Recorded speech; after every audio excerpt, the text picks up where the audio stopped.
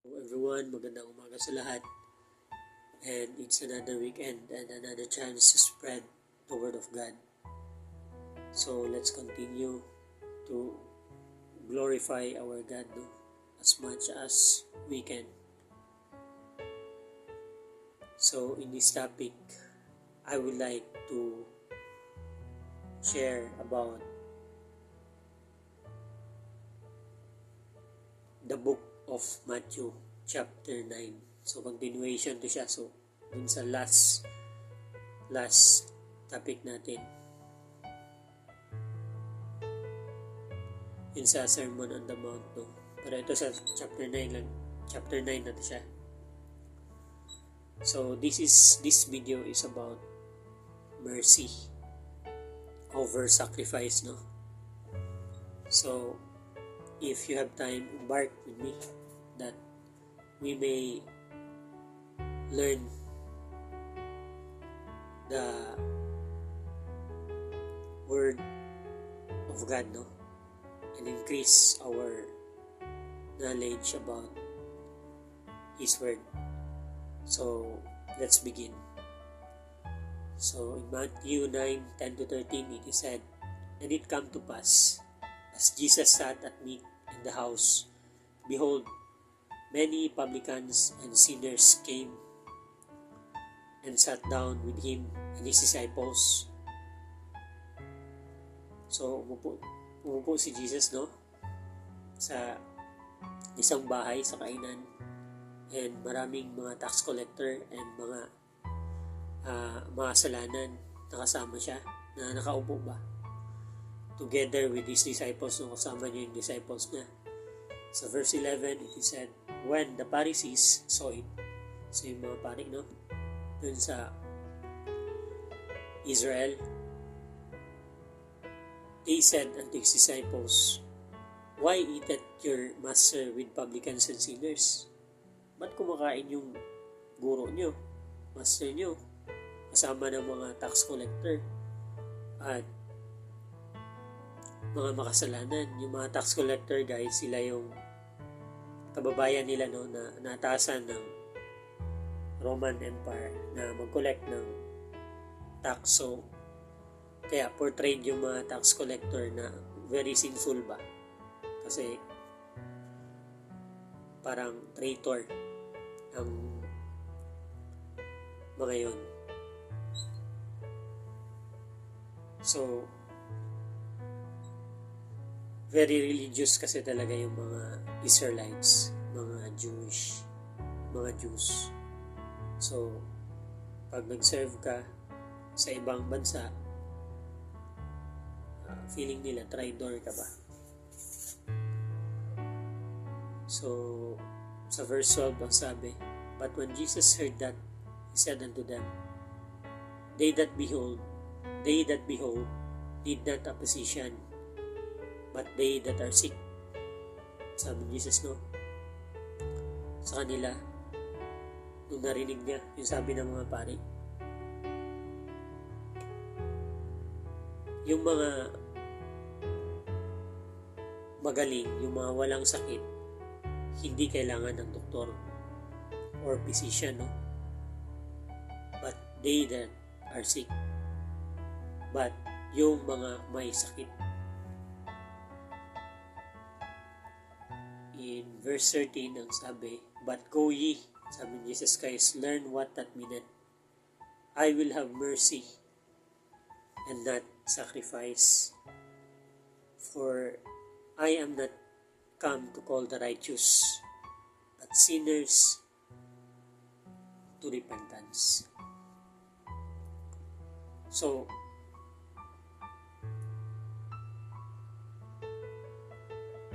specifically sinabi ni Jesus, na I will have mercy over sacrifice.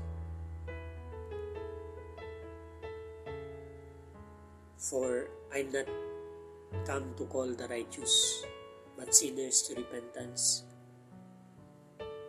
So if you acknowledge yourself na isa ka sa mga righteous person, you don't need the forgiveness of God So you can find your way into heaven ba, which contradicts the what Jesus said in the New Testament, no? Nang sabi na uh, I am the way, the truth, and the life, and no one comes to the Father except through me. They that believe not is condemned already. So, if you acknowledge yung person ni Jesus Christ, which is His God, He is sent by God the Father, no, to redeem us all from all our sins, then who are we to judge our brothers and sisters, our brethren? We must be merciful as God also shed His mercy, no, towards us. So, ganun lang.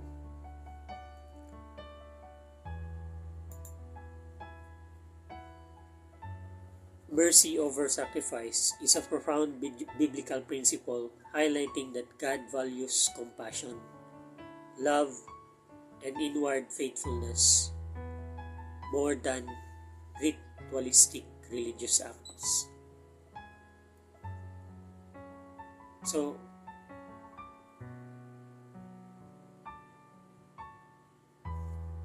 God is lean to forgiveness, no? Truly a merciful heart ba over religious practices, no? Like sacrifices for the forgiveness of sins, which yung ginagawa ng mga Israelites nung dati, no? So, He honors yung a merciful heart ba, a loving heart ba, a kind heart, because we are also sinners, and because God so loved the world that He sent His only begotten Son, that whosoever shall believe in Him, which is us who believe in Him, shall not perish but have everlasting life. For God sent not His Son into the world to condemn the world, but that the world through Him might be saved. So, we receive that free gift of salvation, no? His sacrifice. That's why we can enter into His kingdom. Not because we are good, not because we are holy and righteous, no? But because God is so loving and merciful towards us. Jesus reminds us that what matters most is mercy. God is not impressed by our outward performance or our hearts. If our hearts are hard, mercy look like patience when someone fails, compassion instead of criticism, understanding over judgment. You can give money, time, and effort, but if love is missing, something is still empty. God wants a soft heart more than a perfect record. So let's us choose grace and kindness, for mercy reflects the heart of God. In Matthew 5:7, it is said, "Blessed are the merciful, for they shall obtain mercy." Blessed are the merciful, for we shall obtain mercy. Also, and in Psalm 103:13, it is said, "Like a father pitieth his children, so the Lord pitieth them that fear Him." So, as we pitieth our children, sa mga may anak na dyan, no? We truly pity our children. So we know that word really, no? And the Lord says, He also pitieth them like you, humans, no? You pitieth your children, but as I am the God, I pitieth them also that fear me. So kayo nga na aawa sa mga anak nyo, ako pa kaya na isang Diyos? In Proverbs 28:13, He that covereth his sins shall not prosper, but whoso confesseth and forsaketh them shall have mercy. So, if you hid your sin, no, like denial ka ba sa truth na you fail, you done a lot of sins ba in your life, no? And no words, like wala kang dapat na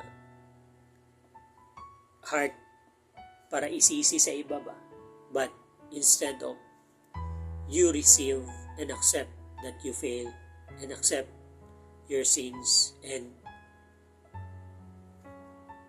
you give it to God ba, you do not cover it ba, you give it to God through prayers and ask for forgiveness, a heart that is contrite, full of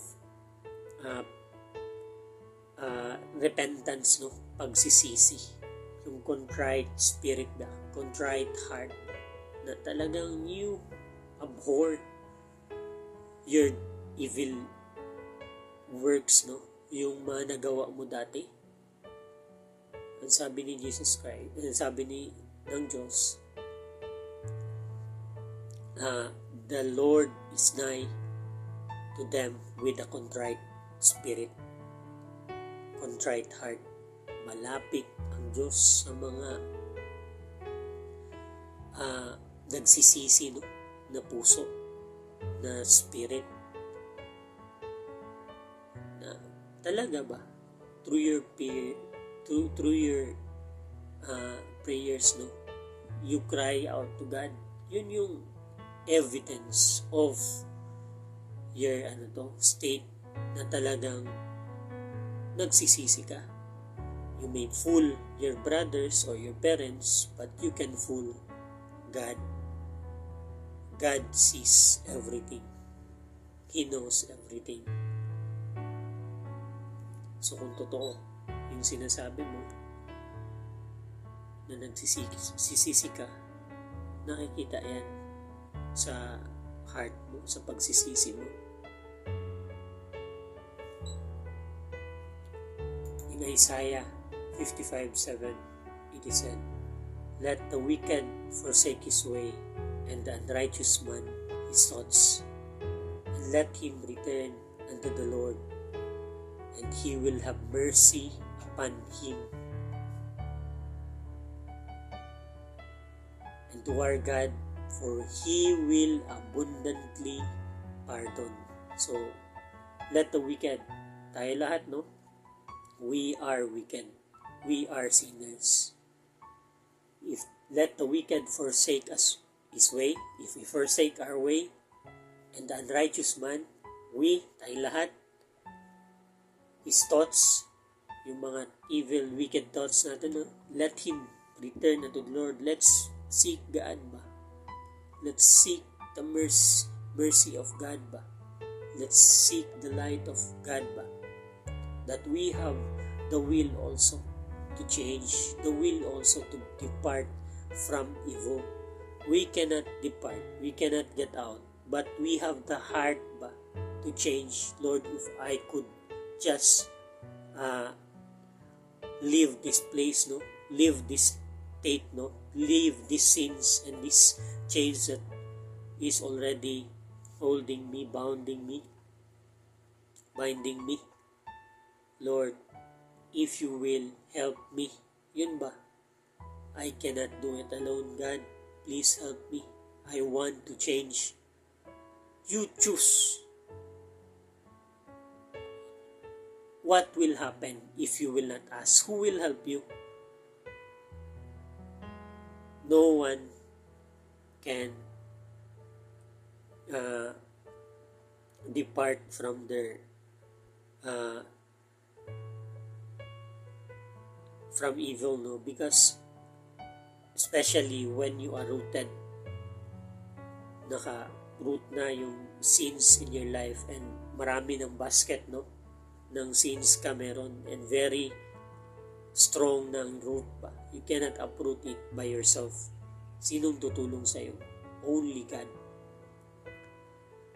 We cannot overcome evil kasi nga we must know that this world is ruled by the evil one, no? The evil one is Satan. We cannot fight against him with our own strength. They are angels formed way beyond our measures, no? Napaka celestial being sila. So immortal, not unlike us, no? We are so frail and very limited in knowledge and in strength. So hindi natin kakayanin yun kung like we think na hindi nag-i-exist yung mga masasamang spirito, no? Yung mga fallen angels, yung si Satan. Hindi tayo makakaalis because we don't know our enemy. Kaya nga important to know your enemy para malaman mo ba kung anong gagawin mo. Kasi kung agnostic ka, 50-50 ka about it, you will be so hesitant para humingi ng tulong. Kasi you think, kasi kasalanan ko yun. The world is influenced, no? By the devils, by Satan himself. So, kaya merong mga daming negatives, no? So, you must know that there is an enemy. So, choose your Lord and Master. We cannot be dun sa middle ng fence, no? Lukewarm ba? There is good and evil, God and Satan and his dominions, heaven and earth, heaven and hell. So, if you will ask for help, sino yung tatawagin mo?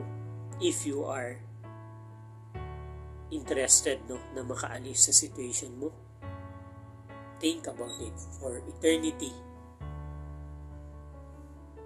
is not a joke, guys. So, continually, ang sabi sa if we return, no, unto the Lord, He will have mercy upon us, upon Him. For He will abundantly pardon. So, abundantly, papatawarin talaga tayo ng Panginoon. Whatever our sins, no, that we had in our life, call upon the name of the Lord and you shall be saved. Isaiah 49:15.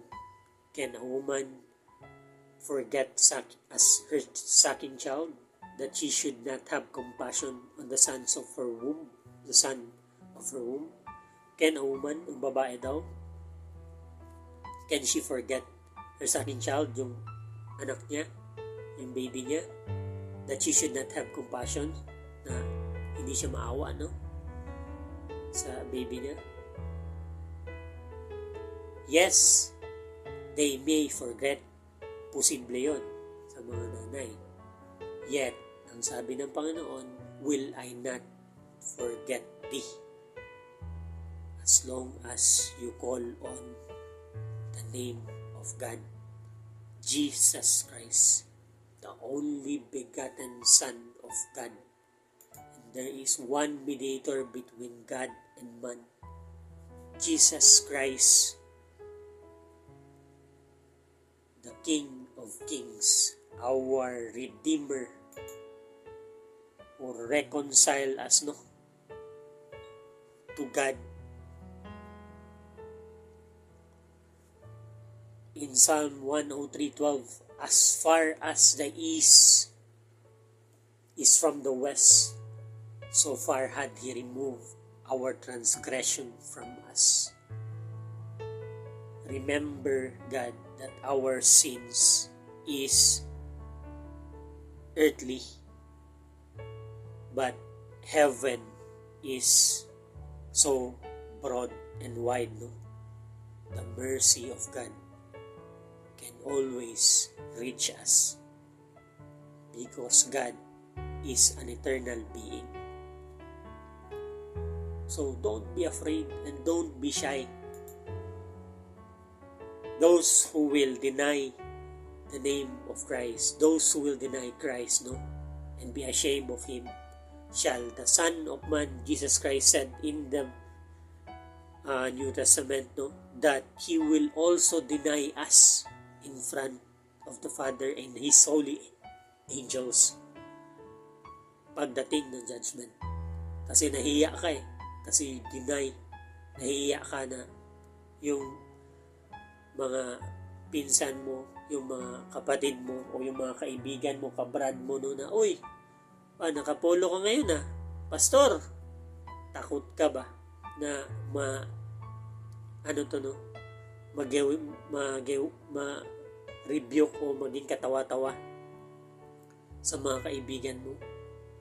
You have been so old, dumaan ka na sa pagkabata, sa teenager.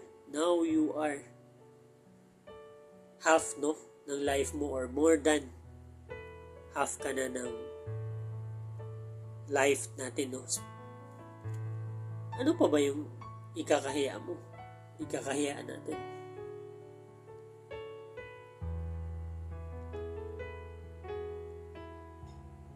Eternity is so serious, guys. It is a serious matter. Do not mind those who mock you, no? Do not mind those who laughed at you ba? Kasi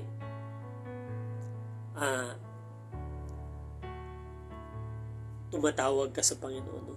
Kasi you are trying to do His commandments ba? Yung commandments ng Panginoon. Kasi we are grateful nga to Him, no? That He saved us.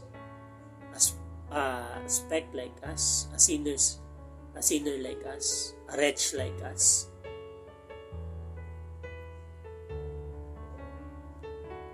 So, totoo talaga, grabe yung kasalanan natin, but He forgave us, no? Don't be shy. Give it all to God and be serious, because as I said, eternity is not a joke. You may be like not put so much seriousness about your daily activities, no? Kung ano yung kakainin mo, saan ka pupunta mamaya, bukas, o ano yung susuotin mo, o ano ba yung gagawin mo. Pwedeng iba yung mag-decide, pwede yung anak mo yung mag-decide, mga pinsan mo yung mag-decide. But when you choose where you will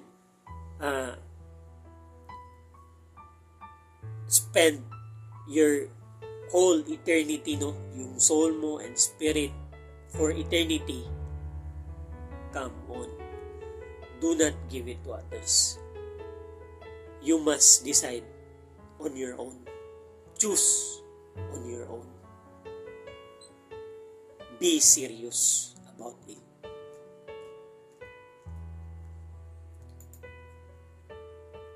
First John 3:17. But whoso had this world's good, and seeth his brother have need, and shutteth up his bowels of compassion from him, how dwelleth the love of God in him? But who? Sino daw, no? Had this world's good, na meron lahat ng mga bagay dito sa mundo, no? Who is rich ba? may mga pagkain, sobra ba, abundant. And seek his brother, nakita yung brethren, no? Brothers and or sisters have that in need. And shutted up his bowels, shutted up, close, no? Yung doors of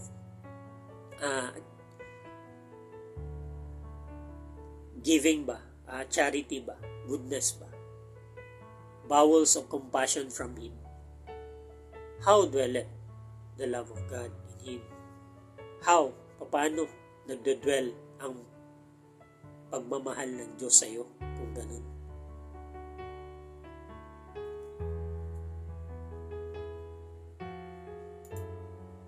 In John 13:34, the last scripture, guys, is it is said, "A new commandment I give unto you, that you love one another as I have loved you, that you also love one another."